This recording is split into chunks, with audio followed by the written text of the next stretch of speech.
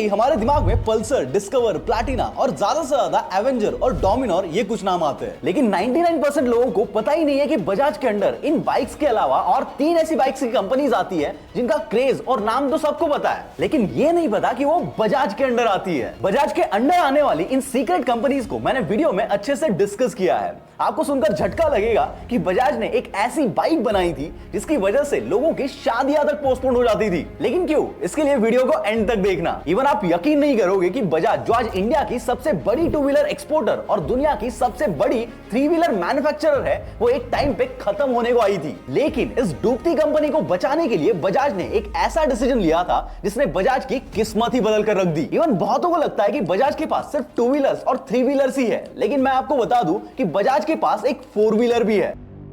ये जमुना लाल जी है जिन्होंने 1926 में बजराज ट्रेडिंग नाम की एक कंपनी शुरू की थी। आगे 1942 में इसी बजराज कंपनी को उनके बड़े बेटे कमल नयन जी हेड करने लगे। अब 1947 में 2 इंटरेस्टिंग चीजें हुई। पहली, ऑफ कोर्स हमारा भारत अंग्रेजों से आजाद हुआ, और दूसरी चीज ये हुई कि उस वक्त भारत में लोकल ट्रांसपोर्टेशन के लिए ऐसी हाथगाड़ियां हुआ करती थी। इसलिए इस ट्रांसपोर्टेशन को कैसे बेहतर बनाया जाए, इसके ऊपर इंडियन गवर्नमेंट काफी सोच रही थी। उसी दौरान इटली में लोकल ट्रांसपोर्टेशन के लिए ऐसी 3 व्हीलर्स हुआ करती थी, और इन 3 व्हीलर्स को इटली की पियाजियो नाम की कंपनी बनाती थी। इटली के उन 3 व्हीलर्स को देखकर इंडियन गवर्नमेंट को आइडिया आया कि क्यों ना ऐसी 3 व्हीलर्स इंडिया में भी बनाई जाए। इसलिए गवर्नमेंट ने 1947 में जय हिंद और बजराज ट्रेडिंग, इन 2 कंपनीज को इटली से 2 व्हीलर्स और 3 व्हीलर्स इंपोर्ट करने की परमिशन दे दी। And guys, let me tell you कि ये बजराज ट्रेडिंग कंपनी कोई और नहीं बल्कि आज की बजाज कंपनी है। इनिशियली बजाज कंपनी बाहर से 2 व्हीलर्स और 3 व्हीलर्स इंपोर्ट करके इंडिया में बेचती थी, लेकिन जैसे जैसे ये व्हीकल्स इंडिया में पॉपुलर होते गए तो उन्होंने व्हीकल्स को इंपोर्ट करने की बजाय इंडिया में ही मैन्युफैक्चर करने का सोचा। लेकिन इसमें एक बहुत बड़ी प्रॉब्लम थी,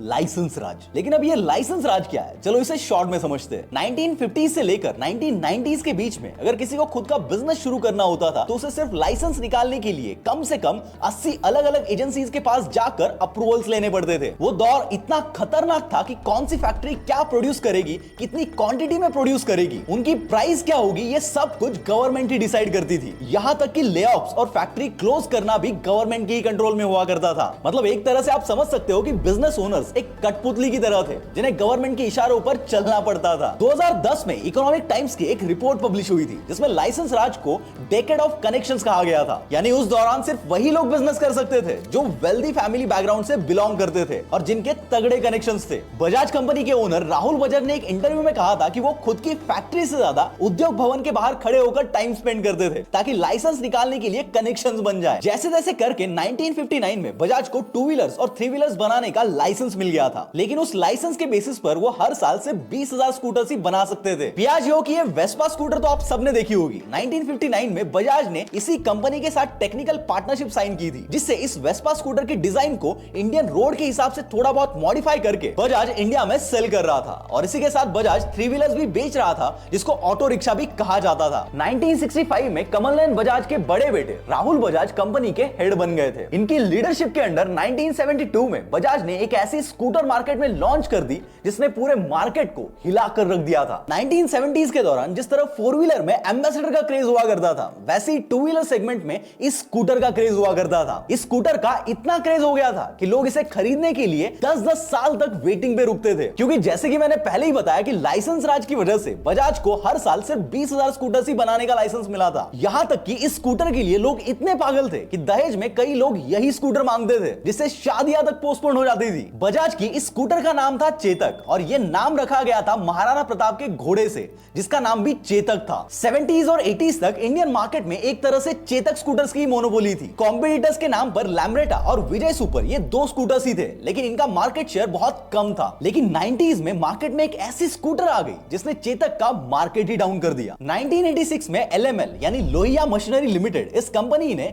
पियाजियो कंपनी के साथ जॉइंट वेंचर करके उनकी वेस्पा PX नाम की स्कूटर इंडियन मार्केट में सेल करना शुरू किया और तुरंत लोग चेतक छोड़कर इस स्कूटर को खरीदने लगे। लेकिन क्यों? देखो, वेस्पा PX और बजाज चेतक में एक मेजर डिफरेंस था। बजाज की चेतक में जो इंजन था वो स्कूटर की एक साइड में लगा हुआ था, जिससे कई बार स्कूटर को बैलेंस करना डिफिकल्ट हो जाता था और स्कूटर नीचे गिर जाती थी। लेकिन LML ने वेस्पा PX में उस इंजन को रेयर पोर्शन में फिट कर दिया था, जिससे इंडियन रोड्स पे उनकी स्कूटर बहुत स्टेबल रहती थी। इसलिए मार्केट में आते ही LML ने बजाज का अच्छा खासा मार्केट शेयर छीन लिया था। इसी बीच 1980s में यामाहा ने एस्कॉर्ट्स नाम की कंपनी के साथ और सुजुकी ने TVS के साथ ज्वाइंट वेंचर करके इंडिया में मोटरसाइकिल्स लॉन्च करना शुरू किया था। 1983 में यामाहा और एस्कॉर्ट्स ने मिलकर राजदूत 350 और TVS और सुजुकी ने मिलकर IND सुजुकी AX100 ये दो बाइक्स लॉन्च कर दी थी। इन मोटरसाइकिल्स के लॉन्च होने की वजह से लोगों के पास अब स्कूटर्स के अलावा मोटरसाइकिल्स का भी ऑप्शन आ गया था। इसलिए बजाज का मार्केट शेयर जो ऑलरेडी LML ने खा लिया था, उसमें अब यामाहा और सुजुकी भी आ चुके थे। लेकिन यहां तक तो फिर भी बजाज के सेल्स ठीक ठाक चल रहे थे। लेकिन 1991 में जैसे इंडिया में लिबरलाइजेशन हुआ,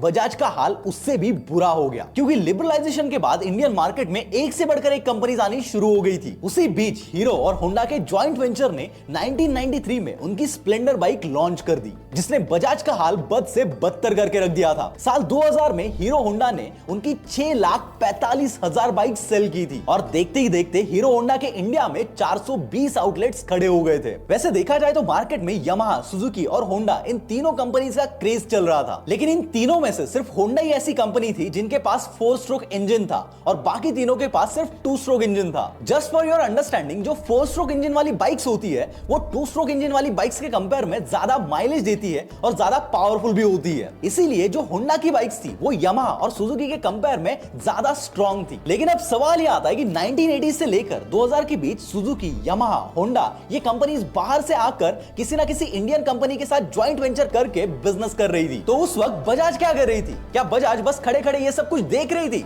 नो। उसी दौरान बजाज में राहुल बजाज जी के बड़े बेटे राजीव बजाज की एंट्री होती है और ये एक ऐसा डिसीजन लेते हैं जिससे बजाज का ग्राफ जो डाउनवर्ड डायरेक्शन में जा रहा था वो फिर से अपवर्ड डायरेक्शन में टर्न हो जाता है। लेकिन कैसे? बजाज में ज्वाइन होते ही राजीव ने बड़े बड़े डिसीजंस लेना शुरू कर दिया था। आते ही उन्होंने R&D के लिए एक सेपरेट टीम बिल्ड कर दी थी और मोटरसाइकिल प्रोडक्शन के लिए एक अलग से नया डिपार्टमेंट बना दिया था। उस टाइम पे चेंजिंग मार्केट को देखकर राजीव बजाज ने यह डिसीजन लिया कि अब वो स्कूटर्स को छोड़कर मोटरसाइकिल्स में एंटर करेंगे। पर राहुल बजाज चाहते थे कि वो स्कूटर्स में ही फोकस करके उन्हें और ज्यादा एडवांस और पावरफुल बनाएंगे, क्योंकि उनका यूएसपी ही स्कूटर्स था। लेकिन काफी डिस्कशन के बाद यह डिसीजन लिया गया कि वो मोटरसाइकिल्स और स्कूटर्स दोनों सेगमेंट में काम करेंगे। बजाज होंडा के पास गया और उनके साथ टेक्निकल कोलैबोरेशन एग्रीमेंट के लिए बातचीत की, लेकिन होंडा टेक्निकल कोलैबोरेशन की बजाय इक्विटी बेसिस पर एग्रीमेंट करना चाहता था। इसलिए होंडा की जगह बजाज जापानीज कंपनी कावासाकी के पास गया और 1986 में उनके साथ एक टेक्निकल कोलैबोरेशन एग्रीमेंट साइन कर लिया। कावासाकी के साथ मिलकर बजाज ने Boxer, KB100, four S Champion, Aspire, Caliber ये कुछ बाइक्स लॉन्च की थी। ये बाइक्स एक हद तक मार्केट में चली भी थी, लेकिन फिर भी जो रिजल्ट्स बजाज एक्सपेक्ट कर रहा था वो रिजल्ट्स उन्हें मिल नहीं रहे थे। और तब राजीव बजाज को पता चल गया था कि कॉम्पिटिटर्स के पीछे भागने से कुछ नहीं होने वाला है,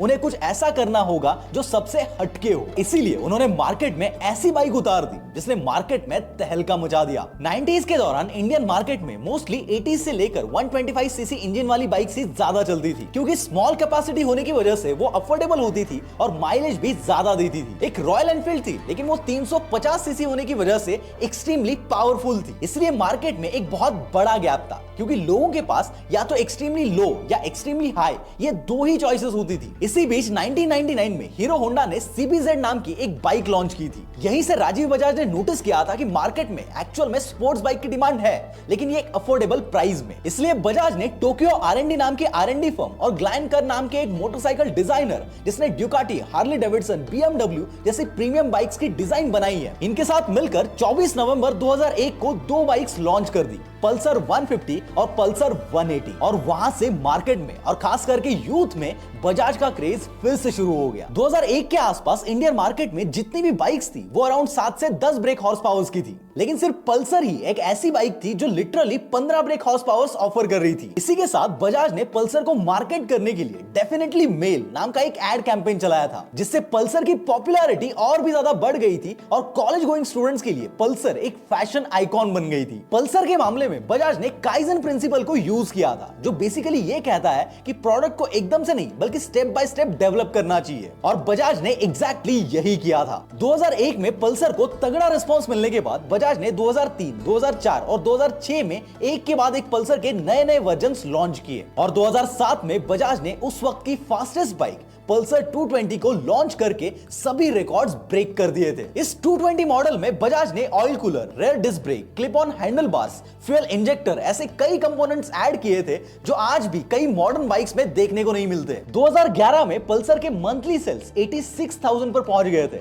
जिससे पल्सर की वजह से बजाज के पास स्पोर्ट्स सेगमेंट का 47% मार्केट शेयर आ चुका था। 2012 में बजाज ने 50 लाख से ज्यादा पल्सर बेची थी, और 2017 में पहली बार बजाज ने 1 करोड़ का आंकड़ा पार कर लिया था। आज 125 से लेकर 220 सीसी तक पल्सर के 9 से ज्यादा अलग अलग मॉडल्स अवेलेबल है, और 65 से भी ज्यादा कंट्रीज में आज पल्सर बेची जाती है। उसी दौरान स्कूटर सेगमेंट में कुछ नया एक्सपेरिमेंट करने के लिए 2006 में बजाज ने क्रिस्टल नाम की एक गियरलेस स्कूटर भी लॉन्च की थी, लेकिन वो भयंकर तरीके से फेल हो गई थी, और वहीं से बजाज को अंदाजा लग गया था कि स्कूटर्स में एक्सप्लोर करना मतलब totally waste of money and waste of time है। इसलिए 2009 में उन्होंने स्कूटर्स के प्रोडक्शन को कंप्लीटली बंद कर दिया और सिर्फ मोटरसाइकिल्स पे फोकस किया। लेकिन रिसेंटली 2020 में बजाज ने मार्केट के फ्यूचर को देखकर फिर से चेतक इलेक्ट्रिक स्कूटर लॉन्च कर दी है, जिसके पास इलेक्ट्रिक स्कूटर्स का 5% मार्केट शेयर है। पल्सर के साथ साथ 2004 में बजाज ने डिस्कवर बाइक लॉन्च की थी। देन 2005 में बजाज ने क्रूज सेगमेंट में एवेंजर बाइक लॉन्च की थी, और उसके बाद 2006 में बजाज ने फिर से एक ढांसू बाइक प्लैटिना लॉन्च की थी,